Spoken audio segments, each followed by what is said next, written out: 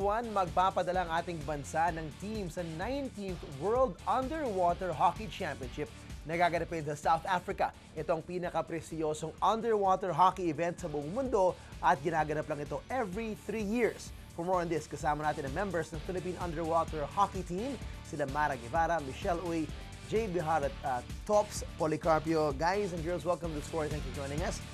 First of all, kakaiba tong sport. I mean, you hardly hear underwater hockey. Paano ito nagsimula dito sa Pilipinas? Who wants to talk about the history of this sport in the Philippines? Well, actually, underwater hockey started way back pa in the 1950s sa UK. In the UK. But in the Philippines, a group of UP divers started in the 80s. Ah, 80s pa. Yeah, right? and actually in Asia, we're the first one who started underwater hockey. Okay. Tapos saka na sumunod Singapore, Japan, China, Hong Kong, Indonesia. Wow, okay. Kayo respectively, paano kayo napasok sa sport na ganito? It's not the usual sport. Are you former swimmers, divers? Let's go from left to right. Tops, ikaw muna. Go ahead. For me, it's just like a recreational sport. I'm just Okay. looking for something kasi I used to swim a lot. Okay. And then, over the course of time, syempre, I got bored.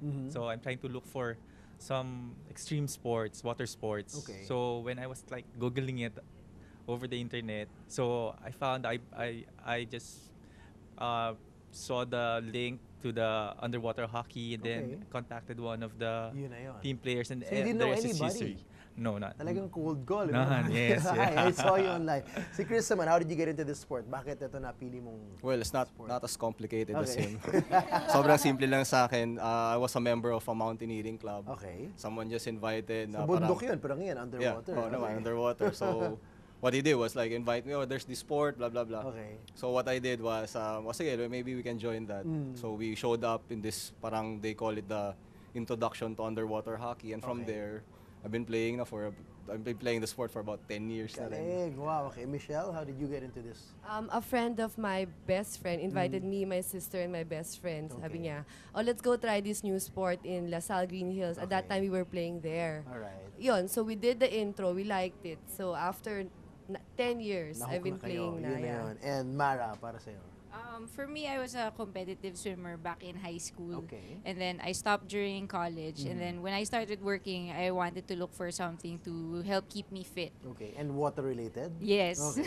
because Alright. it's much easier for me. Yun. And then I stumbled upon hockey. And then since the games are at night, it was perfect for me because I have a There day you go. job. Okay. Mahirap ba ito? I mean, it looks hard. I mean, I've seen some videos of it. Parang kailangan mong huminga ng malalim, hold your breath. How long can you hold your breath? I mean, what are the skills involved to be able to do this sport? Go ahead. Who wants to chime in on that? Okay. For the skills, syempre, everybody starts with a hockey school Yeah. where we Okay. get trained. Okay. So, even if you're not a good swimmer or you're not a swimmer at all, as long as Pwede? Okay. pwede. So, everything, even during my time, I have batchmates who doesn't know even how to swim Okay. or use the snorkel. Alright. So, it was first a struggle, and then due to your interest na lang din, with regard to that, syempre, you develop your skills and everything, and the rest would follow. Galing. Yeah. Okay.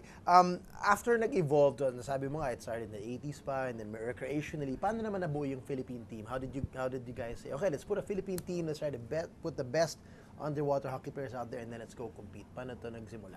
Well, of course, we begin by small tournaments Yeah. lang, and then eventually we heard that there's a tournament or competition outside. Alright. So that's how it began, and then the older batches began inquiring about these tournaments. Okay. And then from there, we take it from there na we join a little bit of this and a little bit of that, Okay. and then pagkatapos nun, ito na, we went to this major competition. So Right. with this, what you said, the upcoming 19th CMAS Right. underwater hockey. Okay, how has the sport grown here in the Philippines, Michelle? I mean, like you and your friend and your sister were invited. Paano na nag-grow? Marami na bang kanya-kanyang teams na nagbubuo and you compete against each other? How's it like here? Alright. As far as I remember, during the 80s, it was just a group of UP divers. Okay. And Sila then sila lang talaga. yeah, they started out, although marami naman Yeah. sila. And then 2000, someone developed the idea of an underwater hockey school. Cool. A school? Yeah, Okay, so wow. it means Okay. recruiting batches of people to learn underwater hockey Right, together. okay. So it encouraged a lot of players to join.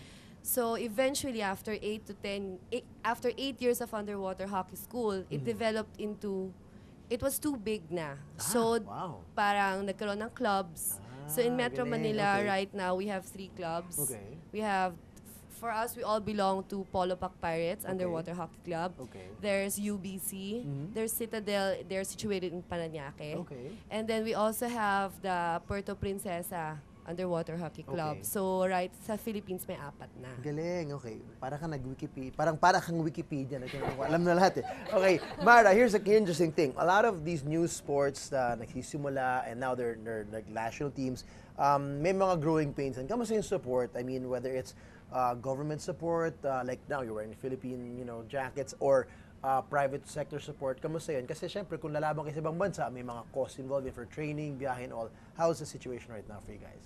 Well, of course, we're lucky enough to have the support of the Philippine government. Okay. No? Even if we are a small sport and we don't get as much funding as most of the bigger sports, we still get help from our NSC, from the PSC, Okay. and we also have private sponsors, private companies who come and sponsor us. So we have the support of people like PLDT, Okay. E-Games, Mega Sports World, Real Time Gaming, Seafood Island, Koi Village. Galing ha. Kung considering wala kang uniform na pwedeng lagyan ng logo. Eh. Yes, exactly. Gatorade, Galing, okay. Milo, and a couple more. All right, so Yeah. they're in there. Okay. Yes, Pero yes. from what I understand, going to South Africa is not cheap. Yes. It's not that easy to get out Definitely there not. and represent the country. How can people out there support you guys, or other groups or entities who, if they want to help you guys and get out there and support the Philippine team? For the 19th CMAS World Underwater Hockey Championships, we were able to partner with the Spark Project, Okay. which is a local crowdfunding site. Okay. It's called ambagph.com. Ambag. So mag-ambagan tayo. Yes, Ayan, exactly. galing. So Okay. it's all via social media. The link will be posted, I think. Okay. Yeah, I think that, you'll Yeah. see it there eventually. Yeah, Yeah, the link is and there. Okay. so anyone can donate. We collect funds via PayPal or bank deposit. So Alright. all they have to do is go to the website, go to the link that says whatever amount they wanna provide. So Okay. we have big sponsor packages for the big companies who want Okay. to support us, and we also have personal donations. So even as little as 50 pesos, 100 pesos, There you it go. goes a long way. Definitely. Pag Yes. marami naman mag-ambagan, Yes, aabutin exactly. yan. Okay. What's the future of this sport? Where do you, I mean, you're one of the veterans. Ikaw na ba pinakamatagal in the group? 10 years, more or less? Yeah.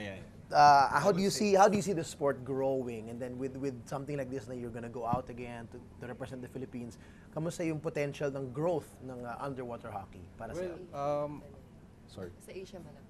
Yeah, sa Asia, the sport is growing bigger, It of is na course. in Asia, And in okay. Philippines, of course, we do this trainings, this underwater hockey school every year. Okay. So tuloy pa rin all yung you school na yon. Yeah, Kahit may tuloy-tuloy mga yan. club na. Great. Okay. So if you want to join, if any viewers So want these to schools join, happen these camps happen like every yes, so often? every year there's Okay. you can just check the website. All You can right. just Google Ano yung Underwater website na Hockey yun? Philippines, and then you can see the schedules They'll of find it different there. clubs. Okay. So maliban sa yung ambag that's for this particular campaign, just to Google Underwater Philippines. Yeah, we have the hockey team. Facebook, and Alright. we have websites There for you go. that. Easy to our find. club. Well, Yeah, best easy of luck to you guys.